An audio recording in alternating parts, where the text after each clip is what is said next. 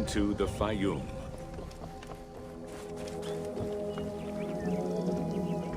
The Faiyum Oasis is an enormous basin in the western desert that formed from the Nile's overflow.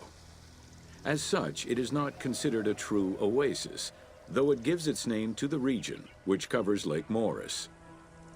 The oasis harbors some of the oldest archaeological artifacts of the region, indicating that the area has been inhabited by hunters and gatherers since the Neolithic period.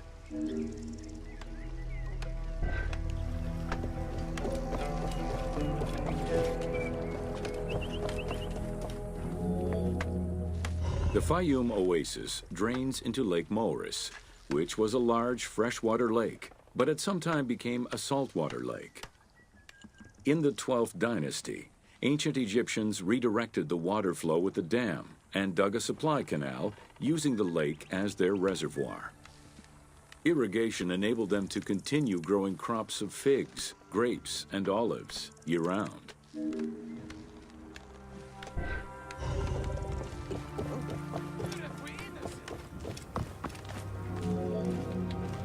Reed boats, feluccas, triremes, and kerkeros were the most commonly found craft within the landlocked waters of Egypt. They were used for various purposes, ranging from daily fishing, trade, warfare, and travel, to the ferrying of massive stone blocks used to build the great monuments of Egypt.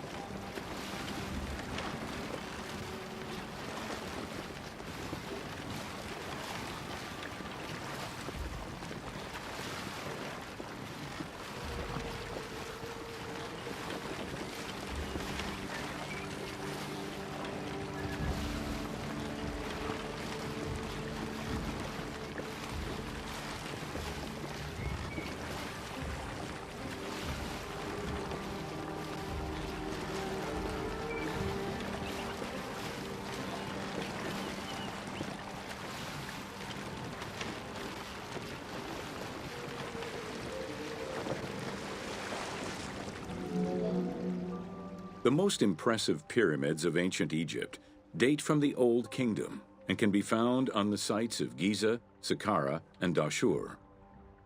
However, one particularly famous pyramid of the time is located elsewhere. During the Middle Kingdom, some pharaohs chose the Faiyum as their final resting place. One such ruler was Amenemhat III. His pyramid left a mark on the imagination of antique chroniclers. They refer to it as the Labyrinth, mostly due to the vast mortuary temple complex at the foot of the pyramid. Herodotus mentioned that he had visited 12 courts and over 3,000 of its chambers.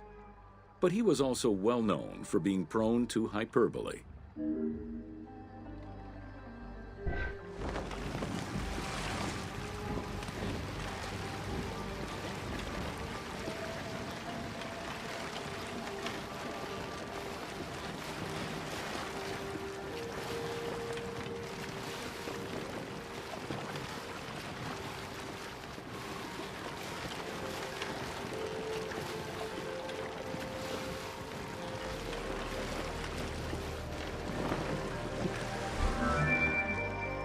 Amenemhat's pyramid was built with a brick core and covered with stone slabs, designed to be impenetrable.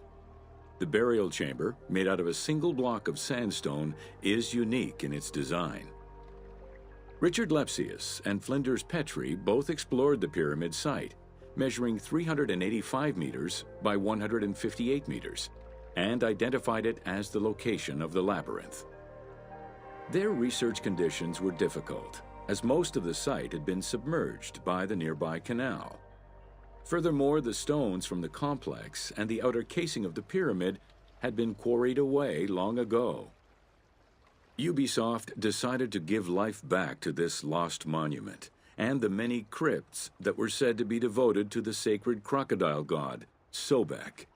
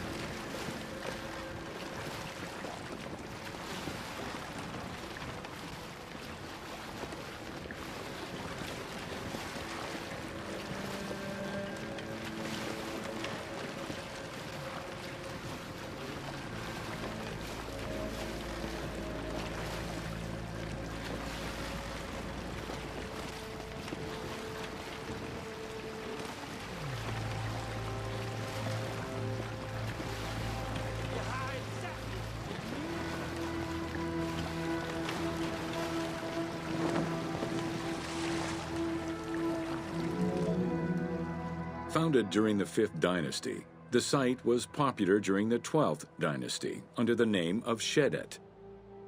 During the Ptolemaic era, the metropolis was named Crocodilopolis by the Greeks, in honor of the crocodile god Sobek. During the Greco-Roman era, the Cleruks, soldiers of the Ptolemies, settled there after their military service and expanded the irrigation systems. Irrigation and water distribution tripled the arable land and turned the city into a lush and rich area. 27,000 inhabitants lived in its precinct at its height. The city's location was strategic in controlling the many small waterways connecting to the main canal, and thus the Nile.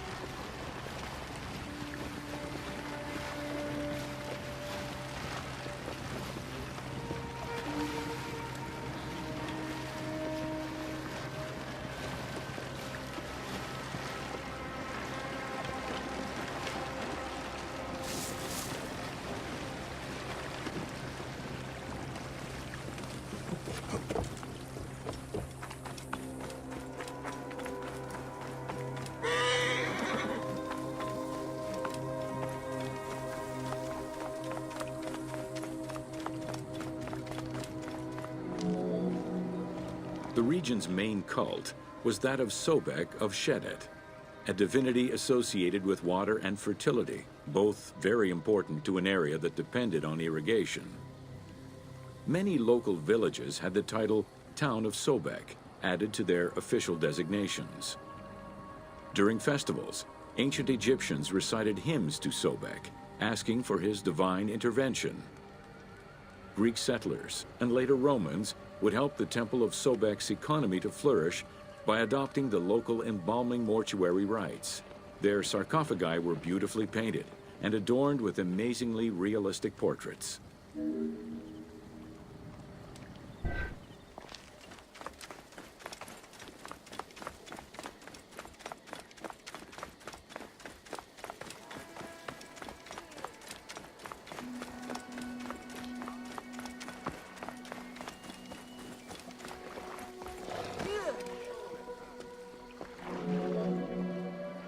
Very similar to the cult of the Apis bull in Memphis, a living crocodile was worshipped within the precinct of Crocodilopolis' main temple. Known as Sobek to the Egyptians and Sukkos to the Greeks, it was reported by Strabo that priests fed it with meat, wine, and honeyed milk. They covered its body with jewels and gold. After its death, it was embalmed and placed within the crocodile's grotto, alongside thousands of other mummified crocodiles.